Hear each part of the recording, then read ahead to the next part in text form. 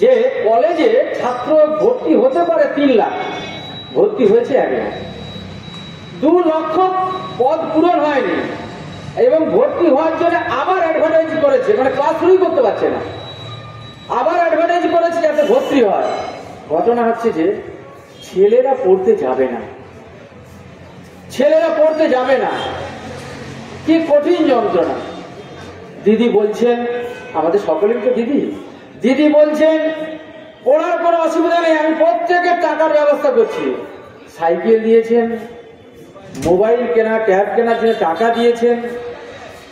আবার যদি কলেজে ভর্তি হয় আবার টাকা পাবে, মেয়েদের কোনো অসুবিধা নেই, বিয়ের জন্য টাকা পাবে।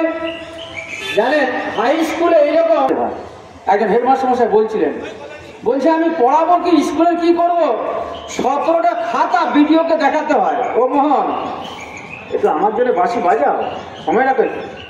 হ্যাঁ, তা 17টা খাতা সারতে হয় খালি স্ত্রী, ভাববেন তাহলে স্কুল কি, তার ক্লার্করা কি কাজ করবে? আর আমার বন্ধুবর সুমল এখানে হেডমাস্টার মশাইয়ের কাজের তালিকা দিচ্ছিলেন, সেই তালিকা শেষ নেই। হেডমাস্টার মশাই কি করবেন, জবাব দিয়ে কোথায় করবেন, কি গো? এবং এগুলো নিয়ে রিসার্চ করারই দরকার নেই। এর পদধ্বনি সেদিন 11 সালে তারা এরা নিয়ে এসেছে সিলেবাস। আমরা কতবার বলেছি সিলেবাস পরিবর্তন করেনি, কতবার বলেছি সিলেবাস পরিবর্তন করেনি। গণতান্ত্রিক দেশ ভারতবর্ষ, গণতন্ত্র মানে বিশ্বের বৃহত্তম গণতান্ত্রিক দেশ, আর তার পশ্চিমবাংলায় আমরা বাস করছি। অদ্ভুত এই শিক্ষা দপ্তর আমাদেরকে ডেকে বসেনি পর্যন্ত। আমাদের এর শিক্ষার যে সিলেবাস কমিটি, সেই সিলেবাস কমিটির কাছে বহুবার দরখাস্ত দেওয়ার পর একবার তিনি বসেছিলেন, আমাদের ডেপুটেশন গ্রহণ করবার কয়েকদিন পরে তিনি চলে গেছেন ওখান থেকে। হ্যাঁ ঠিকই বলেছেন, এগুলো নিয়ে আমাদের ভাবা দরকার, কি করে যায় দেখছি। তারপরে তিনি চলে গেছেন, তার আগে দেখেন না। আমরা যখন এই পূর্ব মেদিনীপুর জেলাতে যখন উনি এসেছিলেন, তখন কয়েকটি স্কুলে আমরা ধরেছিলাম, ধরার পর তিনি একটা করে অ্যান্সার করেননি। বলুন, বিদ্যাসাগর সেই যুগে বলেছিলেন যদি ছাত্র সমাজকে আমি কেন পড়াচ্ছি, কেন শিক্ষা বিস্তার চাইছি না, বলছেন ছেলে মেয়েদের ভালো করে অ্যারিথমেটিক পড়াতে হবে, ভূগোল পড়াতে হবে, বিজ্ঞান পড়াতে হবে, এর সম্যক জ্ঞান তাদের মধ্যে গড়ে তুলতে হবে। আর এমন শিক্ষক চাই যে শিক্ষক বাংলা ভাষা ভালো করে জানবে, ইংরেজি ভাষা ভালো করে জানবে, সম্যক জ্ঞান থাকবে, এমন ধরনের শিক্ষক তৈরি করতে চাই। আজকে এতগুলি বছর পর, স্বাধীনতার এতগুলি বছর পরে আমরা পড়াচ্ছি 11 সাল থেকে কোনো বিজ্ঞান বই নাই। কোনোভাবেই শিক্ষাদান করা সম্ভব হয় না, যা শিক্ষাদান করা হয় তা যথার্থ নয়। ইতিপূর্বের কয়েকজন শিক্ষক সংগঠক বক্তা তারা বলেছেন কি পড়াবো সেটাই তো সঠিক নয় যা পড়াচ্ছি, আবার কারা পড়াবেন তারাই তো নেই। তাহলে স্কুল যে একটা মন্দির, স্কুল যে একটা প্রতিষ্ঠান যেখানে শিশুরা কোমলমতি মনের শিশুরা ম্যান মেকিং ক্যারেক্টার বিল্ডিং এর মধ্যে দিয়ে একটা চরিত্রের উত্থান হয়, একটা চরিত্র গড়ে উঠে, সেই জায়গাটাই সেই সিলেবাস, সেই শিক্ষক কোনো কিছুই নেই, শুধু নাই নাই নাই। আজকে এই কাউন্সিল অফিসে প্রায় 6 ডজন পোস্ট, আমি জানি যা 55 থেকে 60 জন কর্মচারী নিয়ে এই কাউন্সিল অফিস চলে। এখন আছে 14 জন 15 জন, তাও গ্রুপ ডি যারা তাদেরকে ক্লার্কের কাজ করতে হচ্ছে, 2টা 3টা সার্কেলের শিক্ষকদের নানান কাজ তাদের সামাল দিতে হচ্ছে।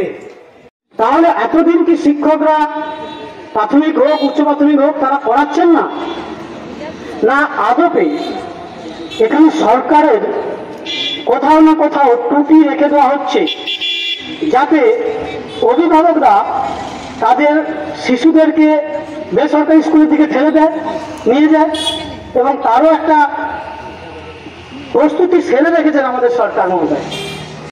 আলু যদি 7 কেজি ব্যবহার করেন, এখনকার বাজার দর অনুযায়ী 35 টাকা করেও যদি ধরেন 245 টাকা। পেঁয়াজ যদি 300 গ্রাম ব্যবহার করেন তাহলেও 15 টাকা। আদা ন্যূনতম যদি 150 থেকে 200 গ্রাম দেন তাহলে 15 থেকে 20 টাকা এখনকার বাজার দর অনুযায়ী।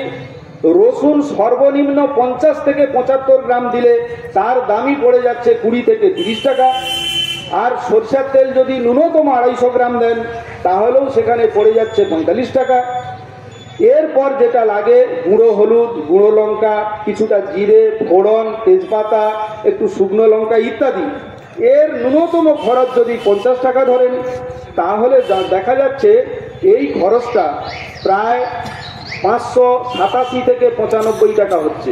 তাহলে সোয়াবিনের ঝোল খাওয়াতেই 590-95 টাকা খরচ হচ্ছে, যদি জ্বালানির দাম ধরে নিয়েই বলছি। আজকে আমরা বঙ্গীয় প্রাথমিক শিক্ষক সমিতির পূর্ব মেদিনীপুর জেলা কমিটির পক্ষ থেকে জেলা কাউন্সিলে অবস্থান বিক্ষোভ করলাম শিক্ষা এবং শিক্ষকদের নানা দাবি। একদিকে এই যে কুসংস্কার মুক্ত, বিজ্ঞানসম্মত, মূল্যবোধ সৃষ্টিকারী সিলেবাস, শ্রেণীভিত্তিক শিক্ষক নিয়োগ, সমস্ত শূন্য পদে এই SIDI কাউন্সিল অফিসে এবং প্রতিটি প্রাইমারি স্কুলে শিক্ষাকর্মী নিয়োগ, এর সাথে সাথে প্রধান শিক্ষকদের 400 টাকা সাম্মানিক, যেটা অসম্মানের সামিল তা নয়, তাদের জন্য পৃথক বেতন কাঠামো চালু, শিক্ষার্থীদের মিড ডে মিলে 20 টাকা বরাদ্দ ছাত্রপিছু, প্রাক প্রাথমিকে সিলেবাস প্রণয়ন সহ ছাত্র স্বার্থে যে সর্বনাশা শিক্ষানীতি এবং জাতীয় এবং রাজ্য শিক্ষানীতি বাতিল, এই দাবিগুলো নিয়ে আজকে আমরা অবস্থান বিক্ষোভ করলাম এবং জেলা সংসদের সভাপতির নিকট ডেপুটেশন দেওয়া হলো।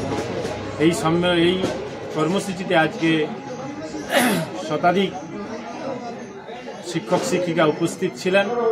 আগামী দিনে আমরা সমস্ত চক্রে এই দাবিগুলো নিয়ে আন্দোলন গড়ে তুলব, তারপর আবার এই আন্দোলন সংগঠিত হবে জেলায় জেলায়।